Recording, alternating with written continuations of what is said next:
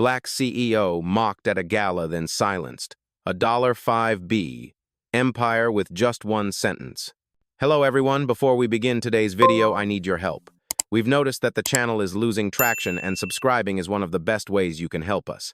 It's quick, free, and allows us to continue bringing you great content. Your support means everything. Let's keep this channel growing collectively.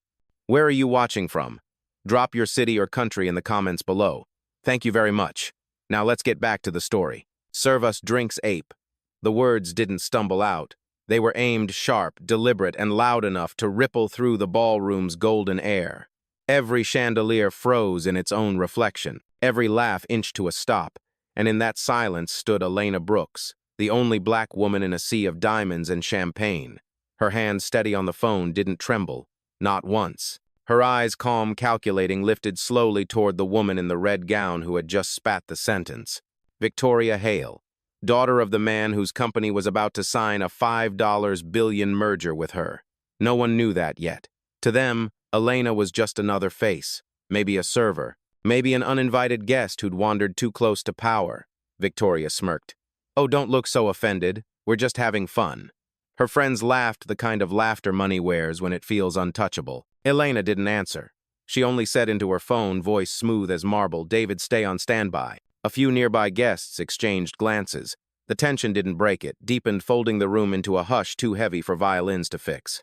Behind the champagne glasses, someone whispered, "She shouldn't even be here." Another murmured, "Security should handle that." But Elena didn't move. She'd heard this tone before at boardrooms, at banks, at doors that claimed to be closed to her kind. And every time she'd walk through anyway, the woman in red raised her glass again, fake sweet. "Smile, darling. You'll ruin the party." Elena's phone glowed against her ear.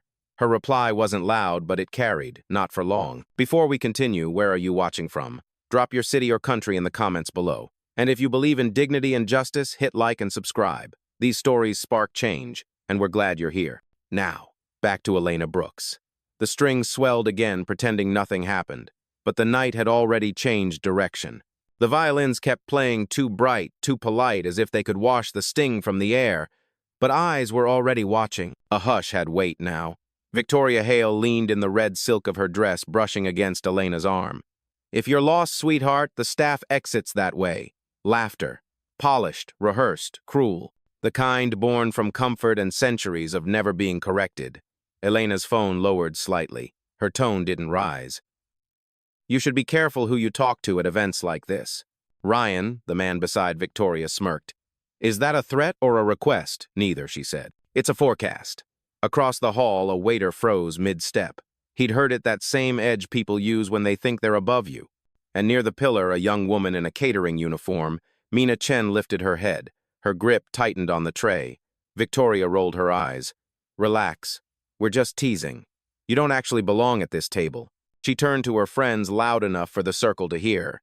"God, these diversity invites are getting out of hand." A few guests gasped quietly. One couple shifted their glasses away, but no one spoke. Not yet. Elena's gaze swept the table, once slow, surgical, then landed on the champagne tower beside the stage. Every light reflected in her pupils like fire held still. She remembered being 19, turned away from a scholarship dinner because the doorman assumed she was serving hors d'oeuvre. That same chill ran down her spine now, not from fear, but from memory aligning with destiny. Mina took a step forward, voice trembling. "Ma'am, she's not with us. She's a guest." Victoria spun on her. "Excuse me, did I ask you to speak?" Mina swallowed hard, but didn't back away. "No, but someone should." The table went still. Even the violinist missed a note. Elena turned slightly, eyes meeting Mina's one silent nod that said, "Thank you."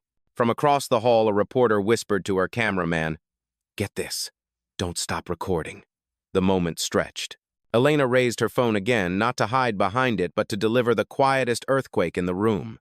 "David," she said softly, "confirm status on Hale Group. If they cross the line again, you know what to do." Victoria laughed, oblivious. Oh, how adorable. She's pretending to make deals. Elena's smile barely moved. "Pretending," she said, "is what brought you here." And just like that, the air cracked elegant, deadly, waiting for the next word to break the night. A glass clinked too loud. Then another. The Gala's noise returned, but wrong, brittle, nervous.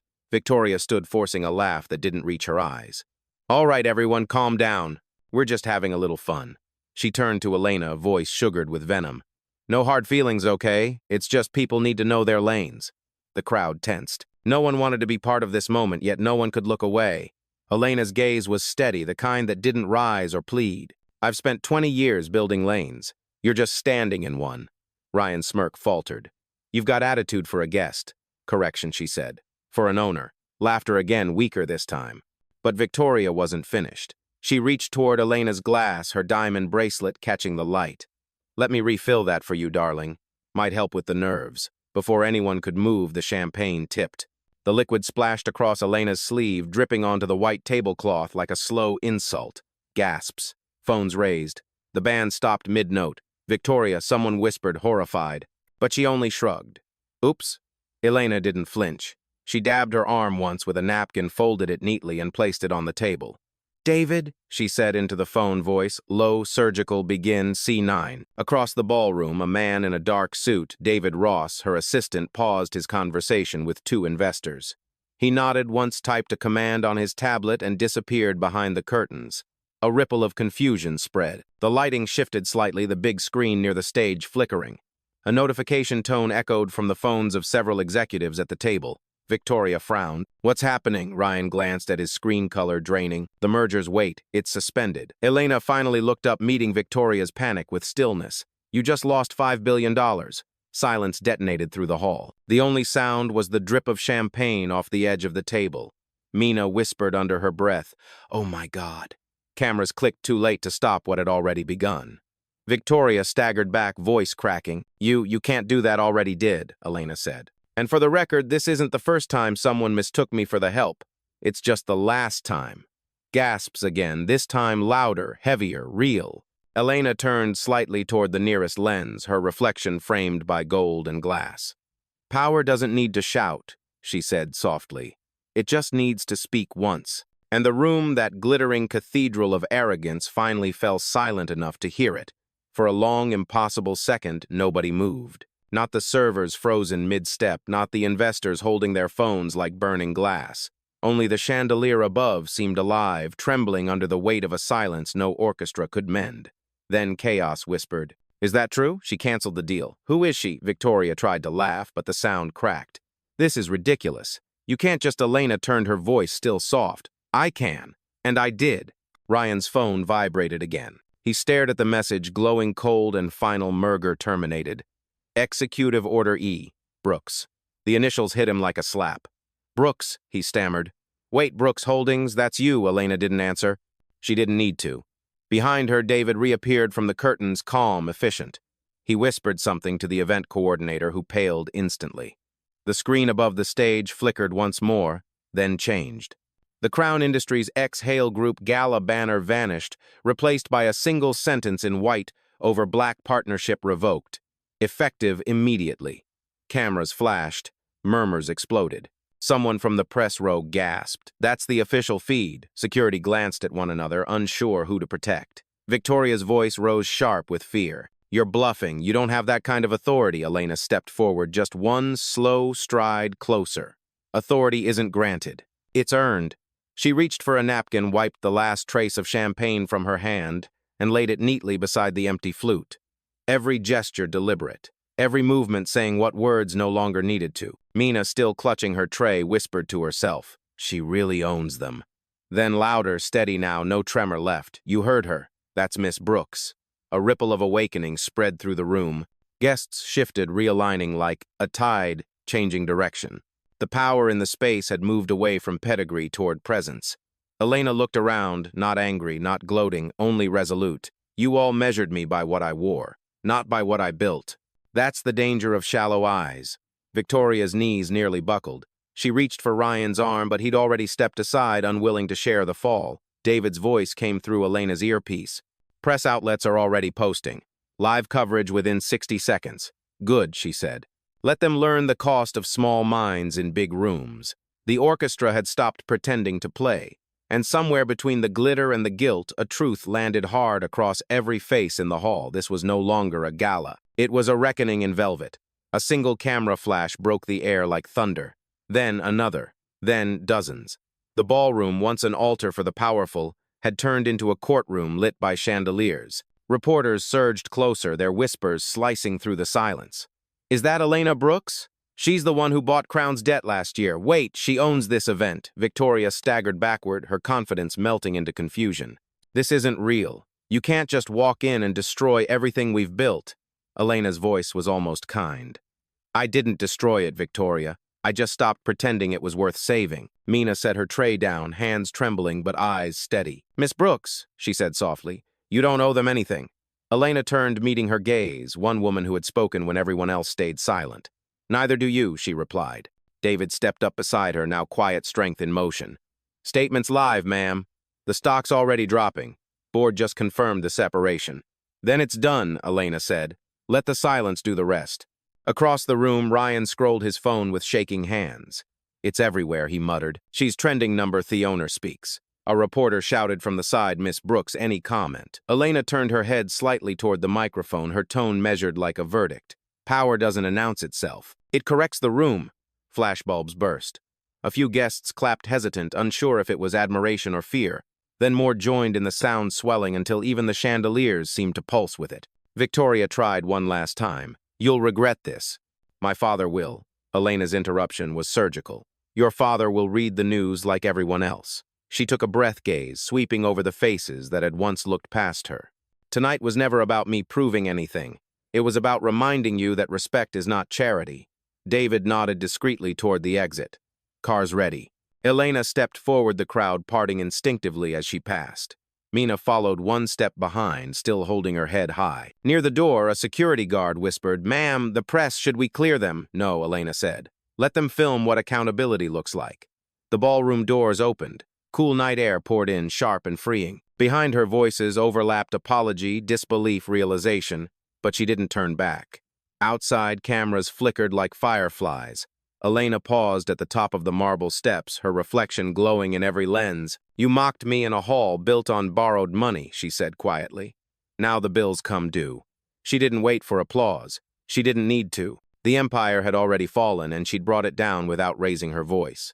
The next morning, the city woke up to a different rhythm. Screens flickered, news anchors spoke her name like it had always been there, Elena Brooks. Owner of Brooks Holdings, majority stakeholder in Crown Industries, abruptly terminated Hale Group's $5 billion merger during a live gala last night. Clips looped on every channel, the spilled champagne, the stunned silence, the single line that silenced an empire. Online, the hashtag number the owner speaks had already crossed 10 million views. Some called it justice, others called it chaos. But everyone called it unforgettable. Inside, her penthouse sunlight spread across the marble floor like calm after a storm. Elena stood by the window, a cup of black coffee untouched in her hand. David read headlines aloud from his tablet. Forbes calls it the quietest coup in corporate history. CNN's running from humiliation to boardroom power.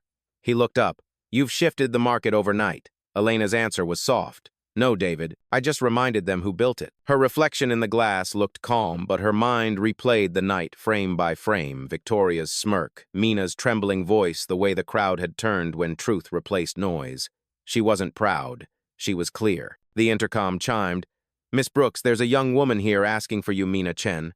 Elena smiled slightly. "Send her up." When Mina entered, she looked smaller without the catering tray, but her eyes carried the same fire. "I didn't come for thanks," she said quickly. "I just needed to see it wasn't a dream." Elena gestured to the skyline beyond the glass. "It wasn't. You stood up when the room went silent. That's how things change, not through noise, but through courage." Mina hesitated. "They fired me this morning." "Good," Elena said. "You're free, and I need a new communications analyst." Interested tears filled Mina's eyes. "You're serious, completely. People who speak truth belong in my rooms." David smiled from the doorway. "HR will handle onboarding." Elena turned back to the window. The city below buzzed with the hum of redefinition. Billboards blinked her name beside phrases she never asked. "For icon disruptor billionaire black excellence." She exhaled slowly. "Labels fade," she murmured. "Legacy doesn't." David checked his phone again. "Hale Group stock still falling. Press wants another statement." Elena shook her head. They already got one. The clip from last night played silently on a nearby monitor. Her image at the gala, calm, poised, unflinching. And her words now immortal. "Power doesn't need to shout. It just needs to speak once. The screen faded to black, but the echo stayed. The empire wasn't just silenced, it was reset. And in that quiet, a new order had begun. By noon, the markets had steadied, but the people hadn't. Every corridor of power echoed with a single question. How did one sentence do this? In a conference tower across town, executives from Hale Group sat in a silent semicircle, the word terminated printed across every contract on the table. Their chairman, Richard Hale, Victoria's father, stared at the footage looping on the wall. His daughter humiliated, his company erased. The room smelled of fear disguised as cologne. "Find me her weakness," he said. "Everyone has one," but even he knew it wasn't true. Elena Brooks didn't operate on weakness, she operated on patience. Meanwhile, across the city, Elena sat in a glass meeting room inside Brooks Holdings. No orchestra, no champagne, just screens, data, and purpose. Her board was present, diverse, sharp, and loyal enough to speak truth. David clicked through slides. Public sentiment split, half praise, half fear. But your credibility is unshakable. You've become the face of silent accountability. Elena nodded. Then we'll make silence our brand. Mina sat 2 seats away, still getting used to her new ID badge. She watched the conversation unfold like a masterclass in control. Every word Elena said landed with the weight of design, not emotion. "The Hale family will retaliate," David warned. "Let them," Elena replied. "Empires fall the same way, they rise loud first, then quiet forever." The boardroom fell still. Even the city noise outside seemed to pause for her. One director cleared his throat. "Miss Brooks, the press is calling you a symbol." Elena looked at him, eyes calm but cutting. "Symbols fade. Systems stay. We're here to rebuild those." She stood, pushing her chair back softly. "Tonight I'll address the staff, no scripts, no media. Just us." Mina leaned forward. "People are listening now, ma'am." "Good," Elena said.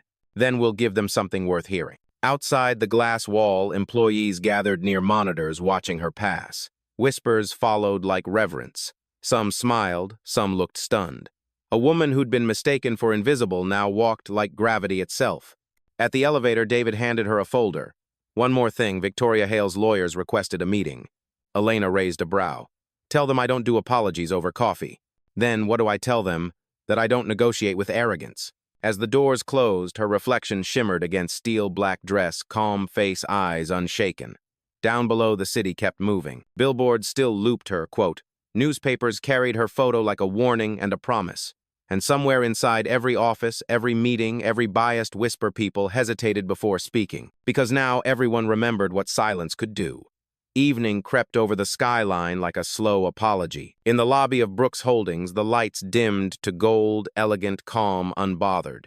Security whispered into earpieces as a black limousine stopped at the front steps. From it stepped Victoria Hale, no longer wrapped in arrogance but in silence. Her eyes were red, her smile rehearsed. The weight of a billion-dollar mistake pressed on every breath. 2 assistants trailed behind her, but she waved them off. This meeting was hers to face. When the elevator doors opened on the top floor, Elena was already standing, waiting. No photographers, no cameras, just the 2 of them, the woman who mocked and the woman who didn't need to. "Miss Brooks." Victoria began, her voice paper thin. "Thank you for seeing me." "You came unannounced," Elena replied. "But I appreciate courage even when it's late." Victoria sat down, hands clasped too tight. "I owe you an apology." "You owe yourself reflection," Elena said evenly. "Apologies are currency. I deal in accountability." Victoria's gaze fell to the floor. "My father wants to rebuild. He's asking if there's any chance to reopen negotiations." Elena leaned back quiet for a moment. The city glowed behind her like a patient audience. "When your family learns to see people as partners, not servants, maybe." Victoria swallowed hard. "You humiliated us." Elena tilted her head. Did I, or did I simply refuse to stay small? The air between them thickened, not with anger, but with truth. Outside the glass, the city lights blurred into something almost cinematic. "You think this is about race," Victoria said suddenly. "It's not," Elena replied. "It's about worth and how easily people mistake appearance for absence." Victoria blinked, tears threatening. "I didn't mean." "You meant every word," Elena interrupted gently. "And that's what made it powerful, because it was honest. Cruelty always is." Silence lingered soft and heavy. Then Elena stood, motioned toward the skyline. "Look out there. Those lights. Every one of them was built by someone who was once underestimated. People like me. People you never saw. Victoria rose slowly, shamed, dissolving into something quieter, understanding, maybe even respect. What should I tell my father? Tell him.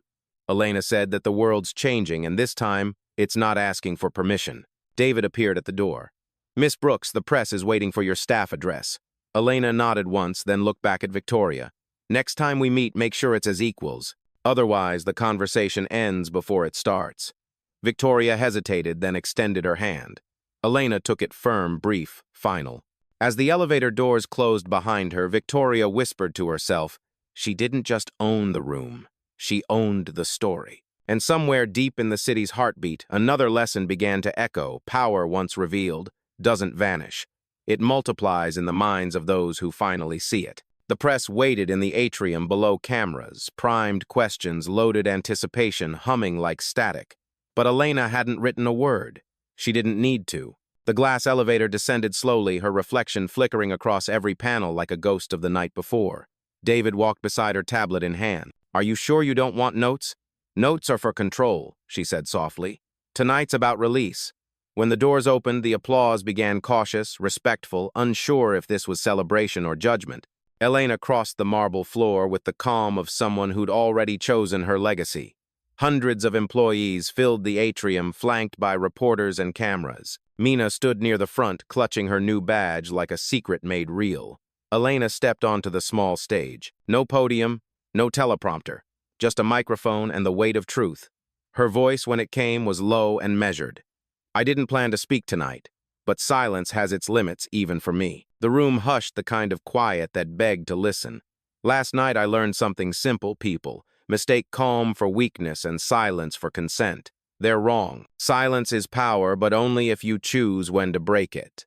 Flashes blinked. Reporters leaned in.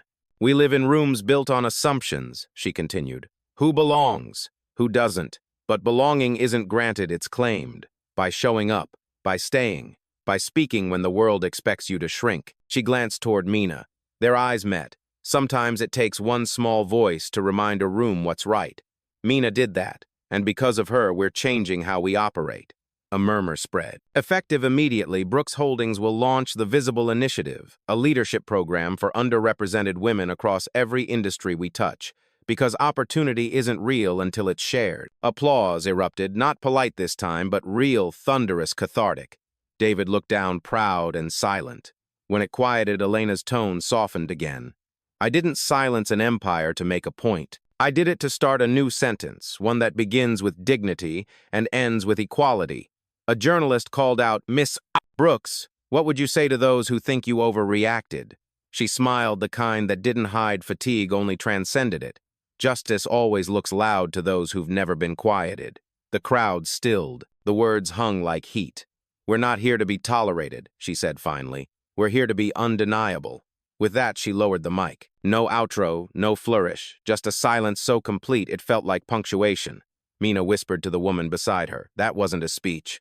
No, the woman said, tears in her eyes. That was a mirror. The clip of Elena's unscripted speech hit the internet before she even reached her office. By midnight, it was everywhere, replayed, remixed, subtitled in a dozen languages. The shot of her lowering the microphone, face, calm and defiant, became a symbol. Power doesn't always roar. Sometimes it breathes. In living rooms and offices across the country, people watched in silence that didn't feel empty. Women sent it to daughters. Men replayed it, uneasy but curious.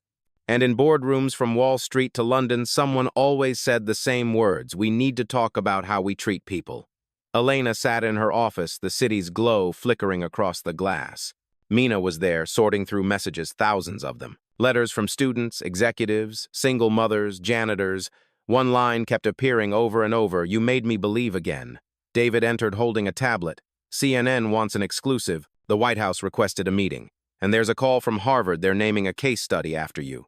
Elena smiled faintly. They'll call it whatever makes them comfortable.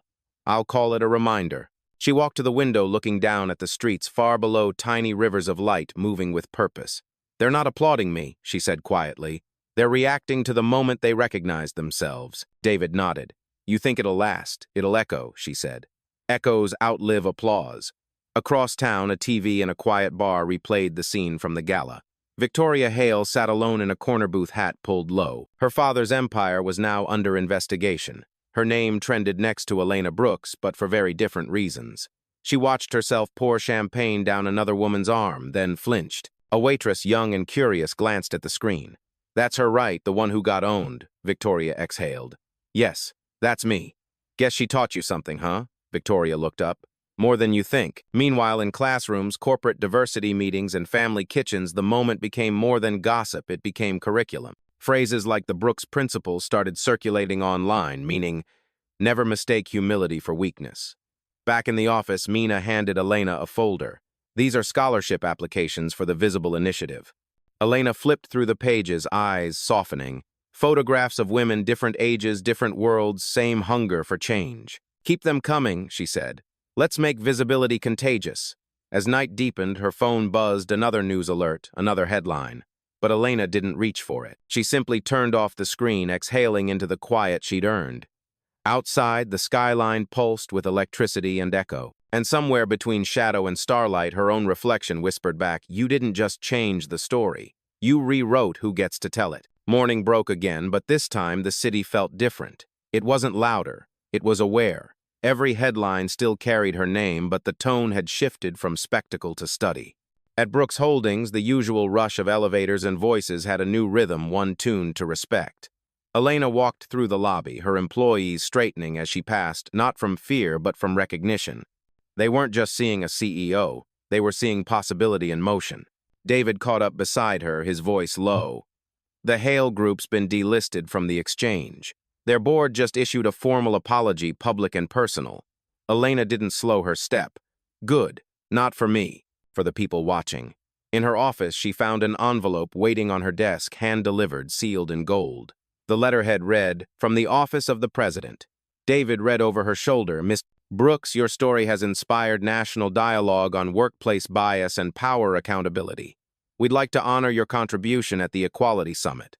Elena smiled, faint but real. Funny, she murmured, how justice becomes fashionable only after it costs someone money.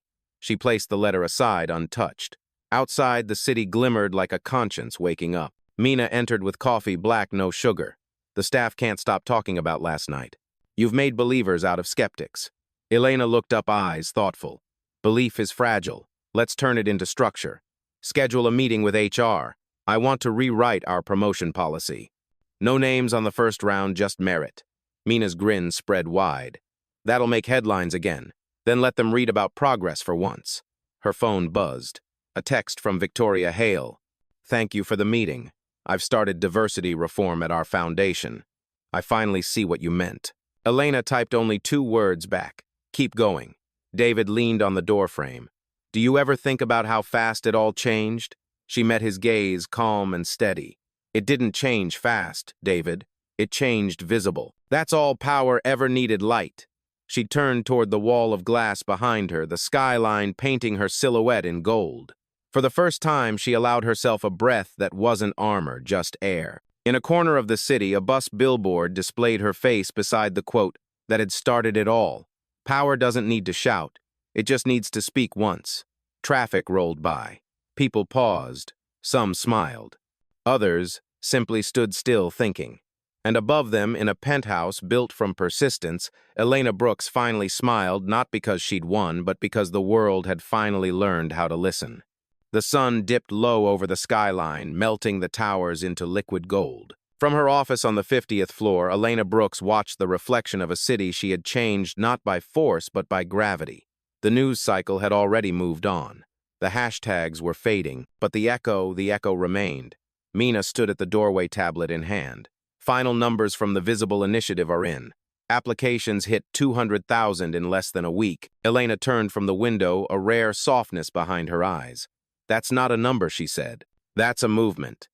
David entered next, holding a small black box. "A delivery for you from the Equality Summit Committee." Inside was a silver pin shaped like a single flame. He smiled. "They're calling it the Lightkeeper Award." Elena closed the box gently. "I didn't keep the light," she said. "I just stopped letting them dim it." The office grew quiet. Not empty, full of peace. From below, the city lights came on, one by one, like applause from the streets. "Do you ever miss the quiet before all this?" David asked. Elena considered the question, gaze drifting toward the horizon. There was never quiet, she said. Just noise pretending to be normal. Now, silence means choice. Her phone buzzed with a new message. It was from Victoria Hale again, a photo of her leading a seminar with a diverse panel behind her. The caption read, "Learning every day. Thank you for the lesson." Elena smiled. People can change when truth leaves no room to hide. She walked toward the large glass wall, her reflection standing beside the skyline, equal, unmoving. The camera crews were gone, the headlines cooling. What remained was the work, the slow, steady rhythm of rebuilding systems that once erased people like her. Mina turned to leave, but Elena called after her. "Mina," she looked back. "Yes, Miss Brooks. Never let them make you smaller to make them comfortable. That's how empires start and how they fall." Mina nodded, her eyes glistening. "I won't forget." When the door closed, Elena stood alone with the city, not isolated, just whole. A woman once mocked in public now ruled in silence, not over others, but over herself. She whispered almost to the skyline, "Justice doesn't need an audience, only memory." The lights below pulsed in quiet rhythm, mirroring her heartbeat, alive, relentless, free. And as the night settled over glass and steel, her voice, that calm, defiant whisper, became the final truth of the story. "I don't need to film justice. I am the result of it." Fade to black.